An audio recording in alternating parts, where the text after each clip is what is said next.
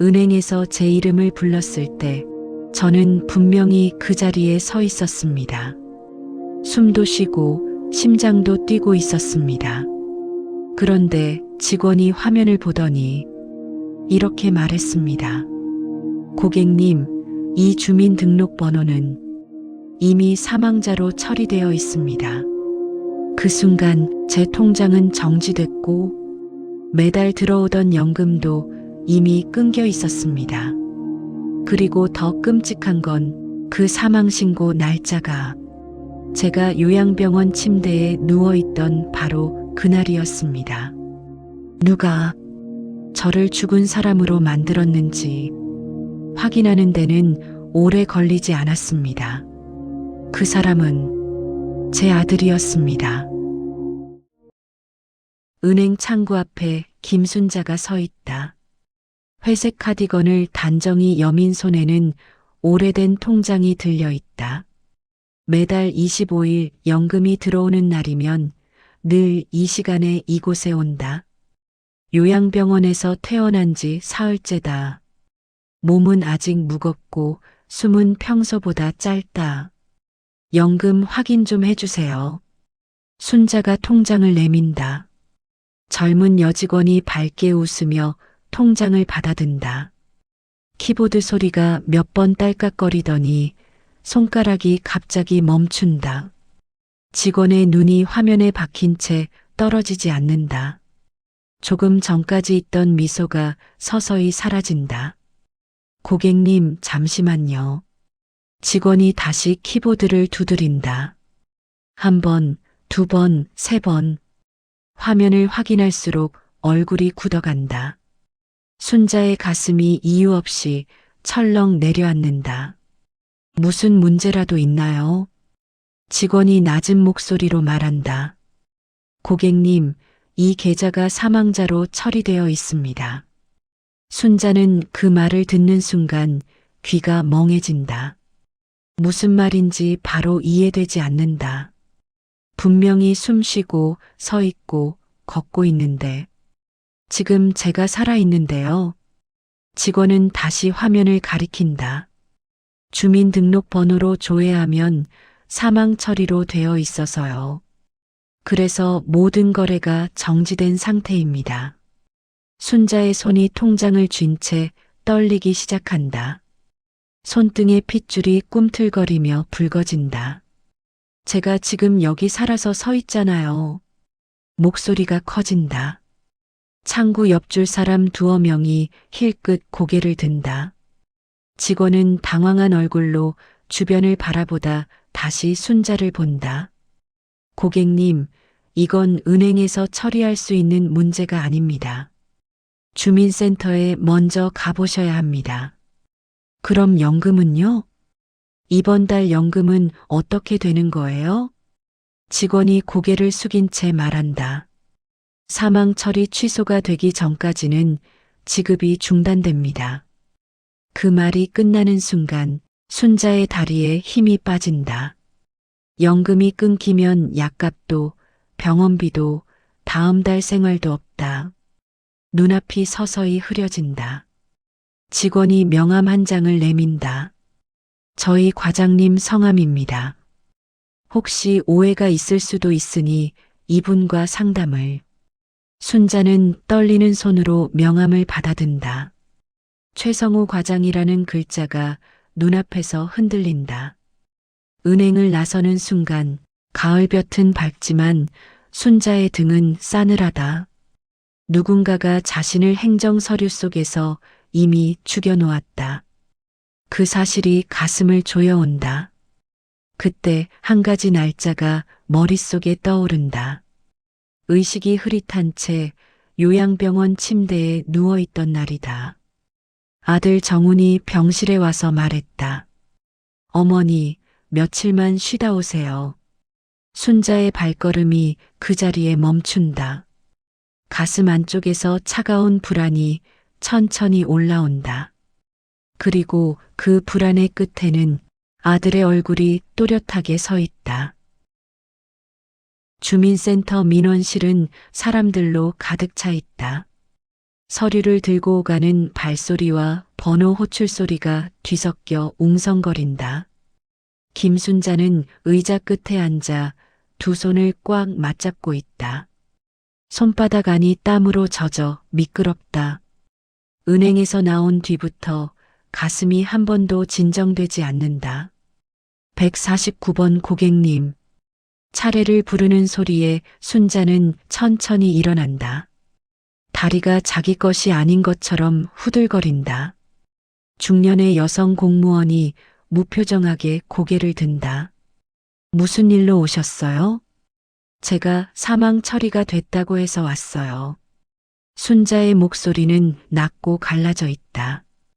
공무원은 아무 말 없이 주민등록증을 받아 컴퓨터에 번호를 입력한다. 키보드 소리가 몇 번 울린 뒤 화면을 보는 눈이 잠시 멈춘다. 네.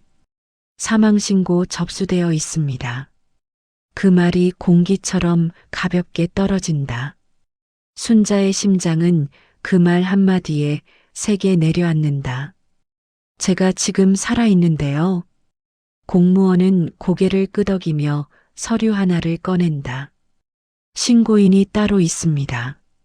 누가요? 순자의 입술이 떨린다.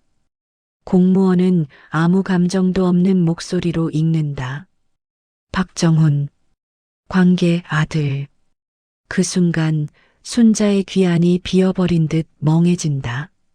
아들이 신고인으로 적혀 있다. 자신이 낳아 키운 그 아들이. 눈앞이 한순간 어두워진다. 언제 신고했습니까? 10월 17일입니다. 10월 17일. 순자의 머릿속에 병실 천장이 겹쳐진다. 산소 냄새, 하얀 침대, 흐릿한 의식. 아들이 병문안도 오지 않았던 바로 그날이다. 그날 자신의 이름이 사망자로 바뀌었다. 이런 게 말이 됩니까? 순자의 손이 테이블 위에서 미세하게 떨린다. 공무원은 서류를 넘기며 조용히 말한다. 사망진단서도 첨부되어 있습니다. 요양병원 발급입니다. 순자의 숨이 턱 막힌다. 살아있는 사람에게 사망진단서가 붙어 있다. 심장이 빠르게 뛰며 귀까지 울린다. 이거 지금 당장 취소는 안 됩니까? 본인 확인 절차와 신고인 확인이 필요합니다. 빠르게 처리해도 최소 보름 이상은. 보름? 그동안 자신은 법적으로 죽은 사람이다. 연금도 통장도 아무것도 손댈 수 없다. 순자는 그 자리에서 휴대전화를 꺼내 든다. 떨리는 손으로 아들 이름을 누른다. 신호음이 길게 울리지만 정우는 받지 않는다. 다시 걸어도 또다시 받지 않는다. 순자는 비틀거리듯 주민센터를 빠져나온다. 가을바람이 얼굴을 스치는데도 차갑게만 느껴진다. 눈물이 저절로 흘러내린다. 그날 저녁 순자는 떨리는 손으로 통장 내역을 다시 확인한다. 잔액이 있던 줄은 모두 사라지고 마지막 줄에 전액 출금이라는 글자만 남아있다. 이체 날짜는 10월 18일. 사망신고가 된 바로 다음 날이다. 김순자는 밤새 한숨도 자지 못한다. 탁자 위에 펼쳐진 통장을 몇 번이고 넘긴다. 연금 450만 원, 적금 800만 원, 남편 사망보험금 1억 2천만 원. 자신의 평생이 숫자 몇 줄로 사라져 있다. 이체 받는 사람 박정훈. 아들의 이름이 통장 곳곳에 박혀 있다. 아침 햇살이 방 안으로 들어오지만 순자의 얼굴에는 그림자만 남아 있다. 손은 얼음장처럼 차갑고 입술은 바짝 말라 있다. 떨리는 손으로 며느리에게 전화를 건다. 신호음이 몇 번 울린 끝에 현주가 받는다. 어머니. 현주의 목소리가 낮게 떤다. 정훈이 어디 있니? 저도 잘 몰라요. 며칠째 집에 안 들어와요. 순자의 눈이 가늘게 떨린다. 며느리도 모르는 사이에 아들은 사라졌다. 내 돈 다 빠져나갔다. 내 이름으로 사망신고까지 하고 전화기 너머에서 현주가 숨을 삼킨다. 저도 어제 통장 정리하다가 알았어요. 며느리의 말이 사실인지 거짓인지 순자는 아직 알 수 없다. 다만 확실한 건 아들이 모든 것을 가져갔다는 사실 하나뿐이다. 전화를 끊자 방 안이 갑자기 너무 조용해진다. 그 고요함이 오히려 귀를 찌른다. 점심 무렵 순자는 법률사무소에 앉아 있다. 젊은 변호사가 서류를 넘기며 짧게 숨을 내쉰다. 이미 절차가 많이 진행됐습니다. 무슨 절차요?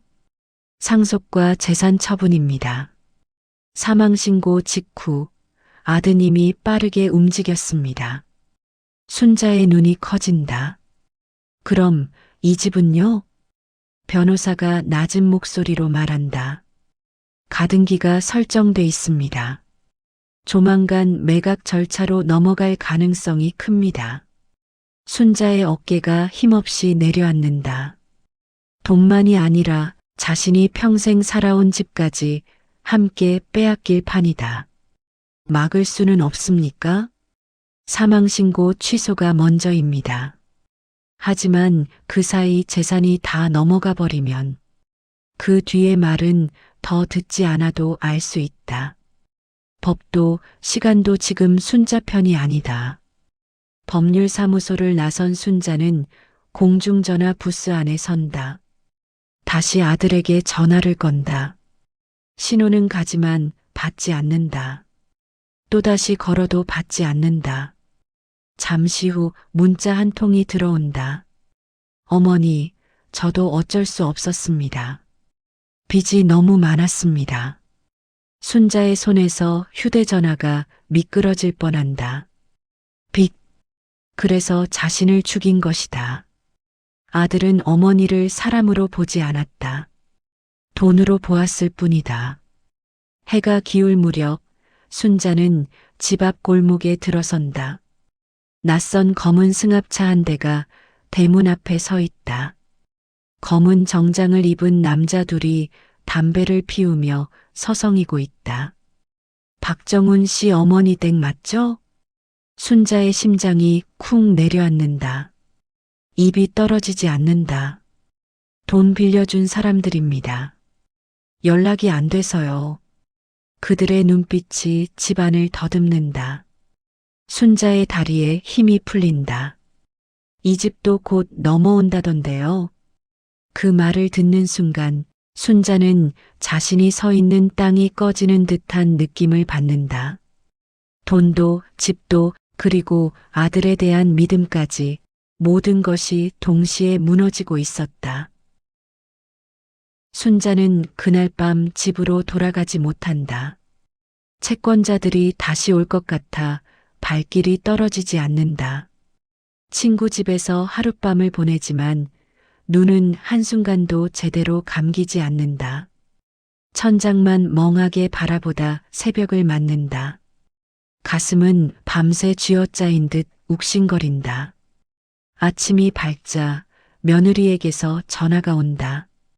순자는 한동안 벨소리를 듣기만 하다 겨우 통화 버튼을 누른다. 어머니, 현주의 목소리는 떨리고 있다. 말해라. 저 말씀드릴 게 있어요. 현주의 숨이 한번 크게 흔들린다. 남편이 어머니를 일부러 요양병원에 보낸 거예요. 순자의 손이 공중에서 굳어버린다. 무슨 말을 그렇게 하느냐. 그때 어머니 많이 아프신 것도 아니었어요.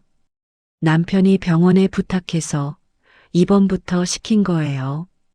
전화기 너머에서 흐느낌이 터져 나온다. 그러나 순자의 귀에는 단 하나의 말만 남는다. 부탁해서 입원. 왜? 사망진단서를 만들려고요. 병원 직원한테 돈을 주고 어머니가 입원해 계신 동안 서류를 만든 거래요. 순자의 다리가 풀리듯 바닥에 주저앉는다.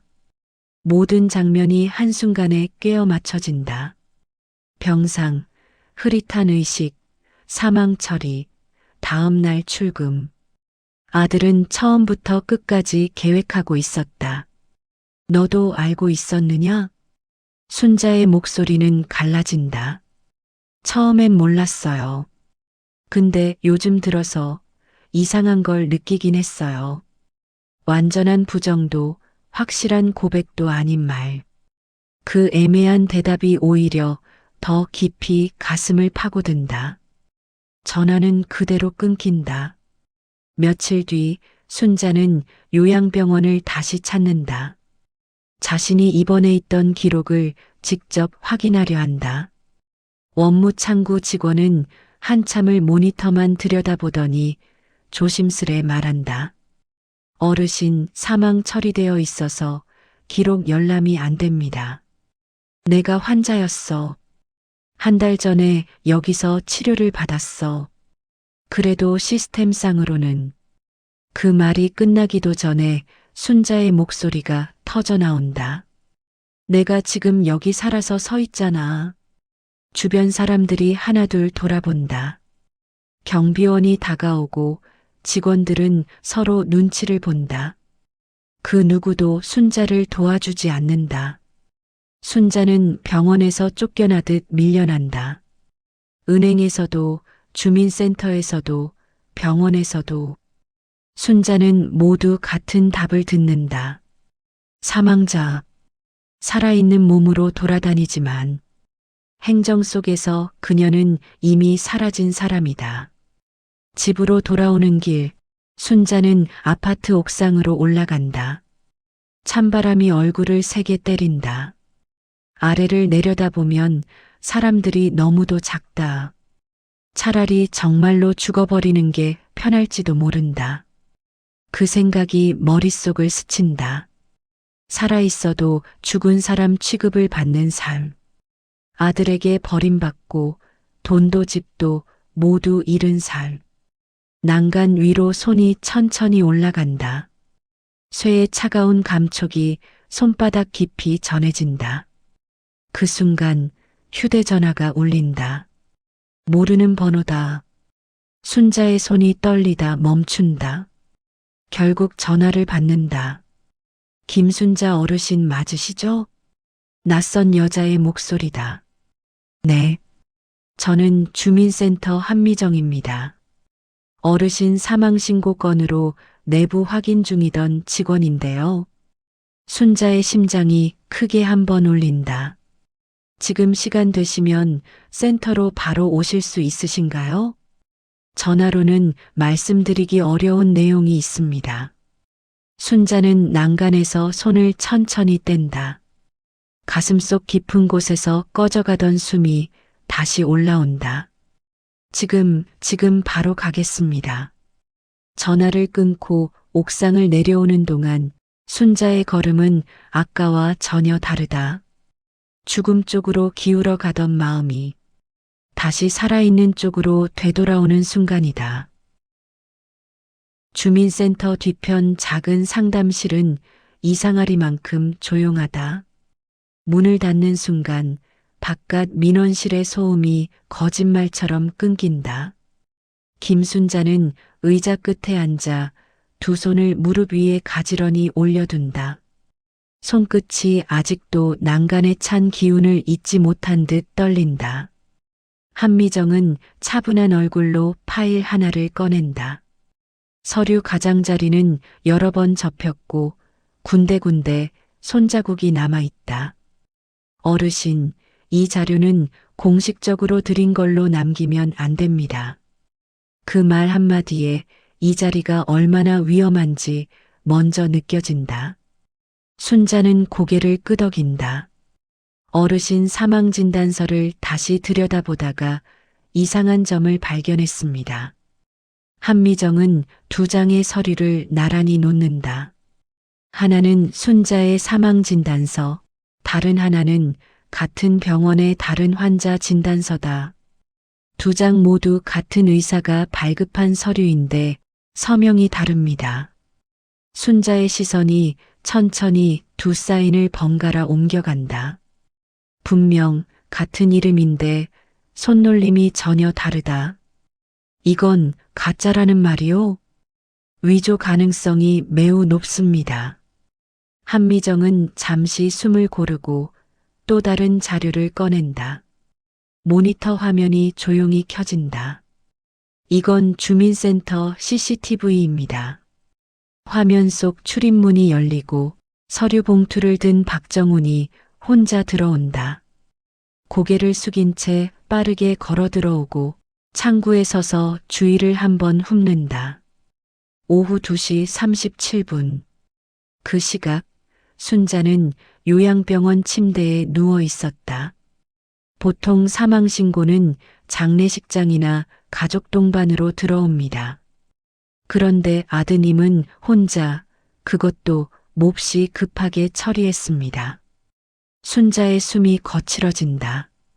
자신이 의식을 제대로 차리지도 못하던 그 시간에 아들은 이미 여기서 죽음을 접수하고 있었다. 한미정은 마지막 종이를 한 장 더 내민다. 그리고 같은 날 아드님이 오후 3시부터 5시 사이에 은행 4곳을 돌며 출금과 해지를 한 기록이 확인됐습니다. 순자의 귀에서 윙하고 소리가 난다. 순간 방안이 기울어지는 듯하다. 돈을 이미 다 정리했다는 말이구나. 네. 그 돈은 현재 대부분 채권자에게 흘러간 것으로 보입니다. 그 말이 끝나는 순간 순자의 가슴 안에서 마지막 버팀목이 조용히 무너진다. 증거는 있는데 정작 되찾을 돈은 이미 사라져버린 상황이다. 그럼 나는 이제 아무것도 돌려받을 수 없는 거요? 아직 단정할 수는 없습니다. 하지만 쉽지 않은 싸움이 될 겁니다. 순자는 한동안 아무 말도 하지 못한다. 손바닥에 식은땀이 차고 눈앞이 잠시 흐려진다. 그러나 이내 다시 정신을 붙잡는다. 그래도 이건 죄가 있는 일이지 않소? 네. 공문서 위조, 허위 사망신고, 금융사기, 모두 형사사건입니다. 순자의 입술이 가늘게 떨린다. 친아들을 경찰에 신고해야 한다는 말이 가슴을 찢고 지나간다. 어르신, 지금도 아드님은 남은 재산을 처분하려고 움직이고 있습니다. 집도, 네, 계약이 임박했습니다. 남편의 사진이 걸린 거실, 아이를 키운 방, 웃던 날과 울던 날이 모두 남아있는 집이 곧 남의 손으로 넘어간다. 한미정이 낮지만 단호하게 말한다. 지금 움직이지 않으면 어르신은 정말로 모든 걸 잃게 됩니다. 순자는 한참 동안 눈을 감고 있다가 천천히 눈을 뜬다. 그 눈빛에는 더 이상 흔들림이 없다. 신고하겠소. 한미정이 조용히 고개를 든다. 제 아들이지만 이건 사람으로서 하면 안 되는 짓이오. 순자는 자리에서 일어난다. 다리는 여전히 떨리지만 등은 이전보다 곧다. 한미정은 명함 한 장을 내민다. 이 변호사에게 바로 연락하세요. 제가 이미 상황은 전달해 두었습니다. 명함 위에 적힌 이름. 임재석 변호사. 순자는 그 이름을 오래 바라보다 가슴에 꼭 넣는다. 상담실 문을 나서는 순간 그녀는 처음으로 다시 살아있는 사람의 발걸음으로 걷고 있다. 이제 숨겨진 진실은 세상 밖으로 끌려 나올 준비를 마쳤다. 임재석의 사무실은 낡은 건물 3층에 있다. 김순자는 숨이 턱까지 차오른 채 계단을 오른다. 가슴이 죄어오고 관자놀이가 지끈거린다. 문을 여는 순간 사무실 안 공기가 무겁게 가라앉아 있다. 어르신. 임재석이 자리에서 일어난다. 순자는 의자에 앉자마자 지금까지의 일을 쏟아낸다. 통장, 사망신고, 채권자, 집까지. 말을 하는 동안 눈물이 줄줄 흐르지만 목소리는 끊어지지 않는다. 증거는 충분합니다. 임재석의 목소리는 단호하다. 공문서 위조, 허위 사망신고, 금융사기, 횡령까지 모두 해당됩니다. 순자의 어깨가 잠시 들썩인다. 그러나 임재석의 다음 말이 그녀를 다시 바닥으로 떨어뜨린다. 문제는 시간이 없습니다. 아드님이 지금 재산을 미친 듯이 처분하고 있습니다. 집도, 네. 임재석이 서류 한 장을 내민다. 부동산 매매 계약서다. 계약금 입금 완료. 잔금 일주일 후. 순자의 눈앞이 순식간에 흐려진다. 집은 아직 그대로인데 서류에서 이미 그녀의 집은 남의 것이다. 막아야 합니다. 긴급 재산 동결 신청을 준비 중입니다. 하지만 아드님이 먼저 눈치채면 증거를 없앨 겁니다. 그날 밤 순자는 다시 현주에게 전화를 건다. 이번엔 현주가 먼저 받는다. 어머니. 목소리가 심하게 떨린다. 정훈이는 어디 있느냐? 저는 정말 몰라요. 일주일째 집에 안 들어왔어요. 순자의 목소리가 얼음처럼 식는다. 거짓말하면 나중에 내가 더 큰 죄를 지게 된다. 한참 침묵이 흐른 뒤 현주가 결국 울음을 터뜨린다. 정말 몰라요. 채권자들이 집에도 찾아오고 애들 앞에서 소리치고. 순자의 가슴이 철렁 내려앉는다. 아들의 빚은 이미 가족 전체를 삼키고 있다. 이틀 뒤 임재석에게서 전화가 온다. 어르신, 계약이 끝났습니다. 뭐가? 집 매매 계약이 완료됐습니다. 계약금도 이미 들어갔습니다. 그 말이 끝나는 순간 순자의 무릎 힘이 풀려 그대로 주저앉는다. 휴대전화가 손에서 미끄러져 바닥에 떨어진다. 그날 저녁 순자는 응급실로 실려간다. 가슴이 조여오고 숨이 막혀 바닥에 쓰러진 것이다. 귀에서는 심전도 기계 소리가 요란하게 울린다. 의사의 입이 빠르게 움직이지만 말은 잘 들리지 않는다. 급성 스트레스 반응입니다. 혈압이 위험합니다. 바로 입원하셔야 합니다. 순자는 링거를 맞은 채 겨우 고개를 젓는다. 입원하면 안 됩니다.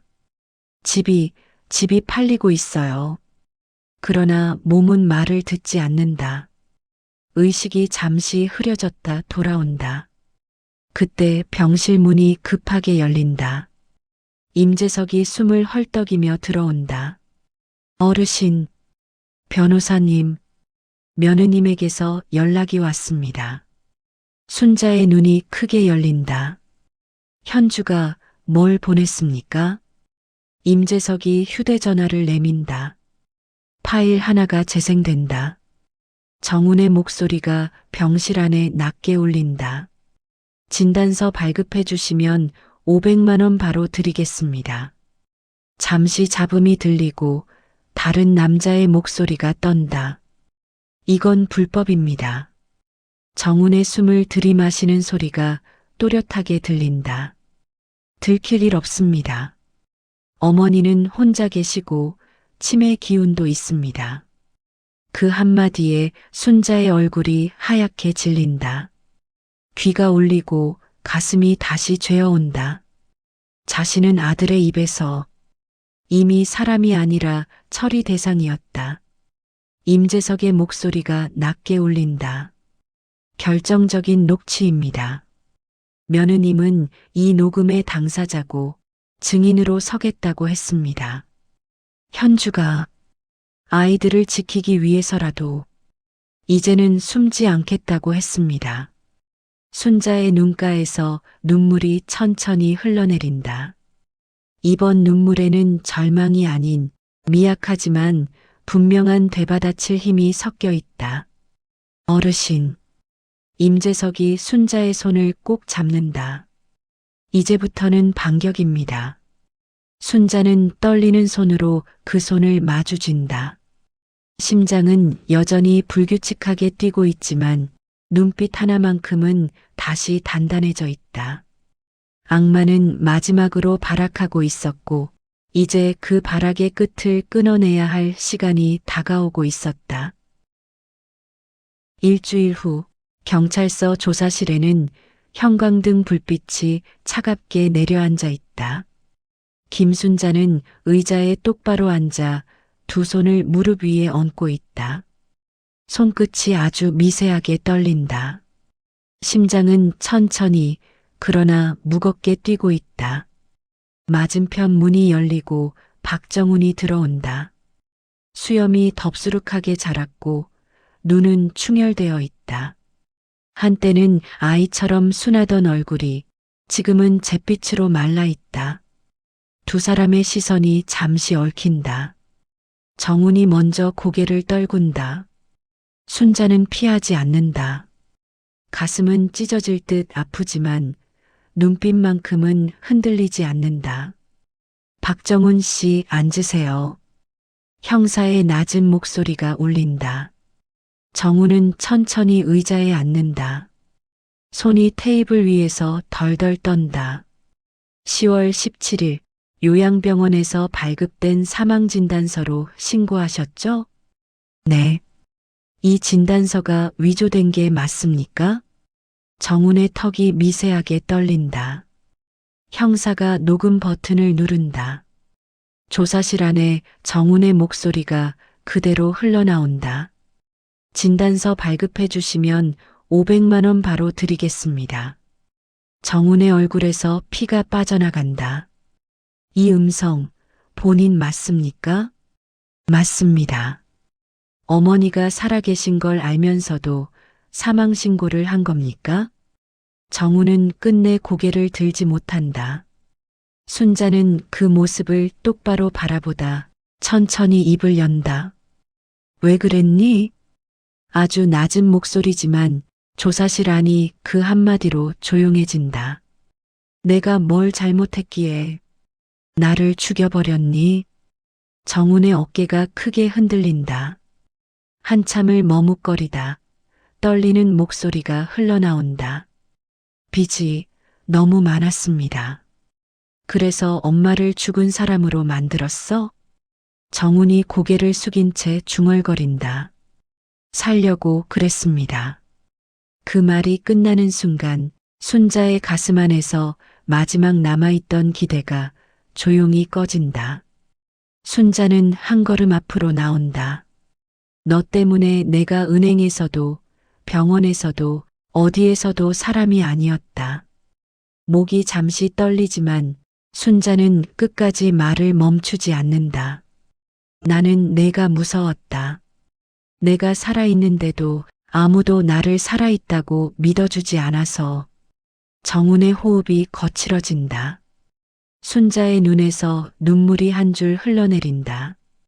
그러나 손으로 닦지 않는다. 너 때문에 나는 옥상까지 올라갔었다. 그 순간 정훈이 고개를 번쩍 든다. 어머니, 살아있어도 죽은 사람처럼 사는 게 이렇게 무서운 줄 그때 처음 알았다. 조사실 안에 무거운 침묵이 내려앉는다. 형사가 서류를 넘기며 말한다. 어머니 명의 통장에서 총 1억 3,250만 원이 인출됐습니다. 이 돈은 어디로 갔습니까? 채권자들에게 갚았습니다. 집 매매 계약도 진행했죠? 네. 어머니가 살아계신 걸 아는 상태에서요. 정훈은 더 이상 대답하지 못한다. 임재석이 조용히 서류를 내민다. 공문서 위조, 허위 사망신고, 금융사기, 횡령. 피해자는 정식으로 형사 고소합니다. 정훈의 어깨가 크게 꺼진다. 조사가 끝나고 순자는 경찰서 밖으로 나온다. 겨울바람이 얼굴을 세게 때린다. 차갑지만 숨은 오히려 더 깊이 들어온다. 멀리서 현주가 조심스럽게 다가온다. 어머니. 순자는 잠시 멈칫하다가 천천히 며느리의 손을 잡는다. 고맙다, 현주야. 현주의 눈에 눈물이 맺힌다. 아이들 때문에 더는 버틸 수가 없었어요. 잘했다. 이제는 진짜로 끝내자. 두 사람은 아무 말 없이 잠시 그 자리에 서 있다. 차가운 겨울 해가 서서히 기울어 간다. 그러나 지금 순자의 발밑에는 다시 살아있는 땅이 느껴진다. 아들의 죄는 드러났고 마지막 결론만을 남겨두고 있다. 석 달 후 법원 방청석에 앉은 김순자는 두 손을 무릎 위에 올려둔 채 미동도 하지 않는다. 임재석이 옆에서 조용히 손을 잡아주고 있다. 손바닥 안이 젖어 있다. 긴장보다도 긴 시간이 한꺼번에 밀려와서다. 피고인 박정훈에게 징역 2년을 선고합니다. 판사의 목소리가 또렷하게 울린다. 그 순간 순자의 다리에 힘이 빠진다. 숨이 턱 막혔다가 한 번에 터져 나온다. 또한 피해자 김순자 씨에게 불법 취득 재산 전액을 배상할 것을 명합니다. 정우는 고개를 숙인 채 미동도 하지 않는다. 순자는 아들을 바라본다. 가슴 가장 안쪽이 한 번 저리게 아프지만 후회는 없다. 피고인이 변제한 채권자 금액은 불법 행위로 인한 지급으로 무효 처리하며 관련 채무 역시 전액 취소합니다. 그 말이 끝나는 순간 순자의 눈에서 눈물이 쉴 새 없이 흘러내린다. 이번 눈물은 두려움도 분노도 아니다. 오래 참았던 숨이 이제야 전부 빠져나오는 울음이다. 법원을 나오는 길, 하늘은 믿기지 않을 만큼 맑다. 겨울을 지나 다시 봄이 와 있었다. 순자는 하늘을 올려다보며 아주 작게 숨을 들이마신다. 살아있다는 공기가 비로소 가슴 안까지 들어온다. 한 달 뒤 주민센터에서 새 주민 등록증을 받는다. 한미정이 환하게 웃으며 건넨다. 어르신, 이제 모든 명의가 완전히 복구됐습니다. 플라스틱 카드 위에 선명한 사진과 이름. 김순자. 석자의 이름이 이렇게 무거웠다는 걸 이제서야 안다. 은행에서도 모든 계좌는 정상으로 돌아온다. 압류됐던 돈, 밀린 연금 전부 제자리로 돌아왔다. 최성우 과장이 고개를 깊이 숙인다. 어르신, 정말 죄송합니다. 순자는 고개를 저으며 짧게 말한다. 이제 됐어요. 돌아오는 길, 부동산 창 앞에 걸려있던 매물 사진이 사라져 있다. 집은 다시 자신의 이름으로 남아있다. 대문을 열고 들어가자 남편이 심었던 감나무에 하얀 꽃이 피어 있다. 순자는 나무에 손을 얹고 조용히 말한다. 여보, 나 다시 돌아왔어요. 며칠 후 순자는 임재석의 사무실을 다시 찾는다. 기부 동의서가 담긴 서류 봉투를 내민다. 이건 이제 다른 사람들한테 가야 할 돈이에요. 어르신, 전 재산 기부는 너무 이 돈 때문에 나는 한 번 죽은 사람이 됐잖아요. 순자의 말은 조용하지만 단단하다. 나는 이제 돈보다 사람 편에 남고 싶어요. 한 달 뒤 고아원과 노인복지관에서 기부 전달식이 열린다. 순자는 맨 뒤 조용한 자리에 앉아 있다. 아이들이 감사 편지를 읽고 노인들이 박수를 친다. 그 소리를 들으며 순자는 고개를 숙인다. 이 돈이 이제야 죄 없는 곳으로 돌아왔다는 생각이 든다. 어느 따뜻한 오후, 순자는 마당에 의자를 놓고 앉아 햇빛을 쬐다. 감나무 꽃잎이 바람에 하나둘 떨어진다. 그때 휴대전화가 울린다. 현주의 문자다. 어머니, 아이들이 할머니 보고 싶대요. 순자는 잠시 화면을 바라보다 천천히 답장을 보낸다. 그래. 할머니가 밥 해놓을게. 휴대전화를 내려놓고 하늘을 올려다본다. 구름 한 점 없다. 이번엔 진짜로 살아볼게요. 순자가 조용히 말한다.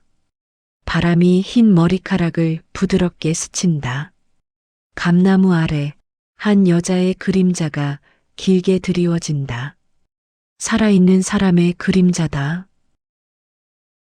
밤이 깊어간다. 집안에는 오래간만에 불이 켜져 있다. 김순자는 식탁 위에 놓인 통장과 주민등록증을 한 번 더 바라본다.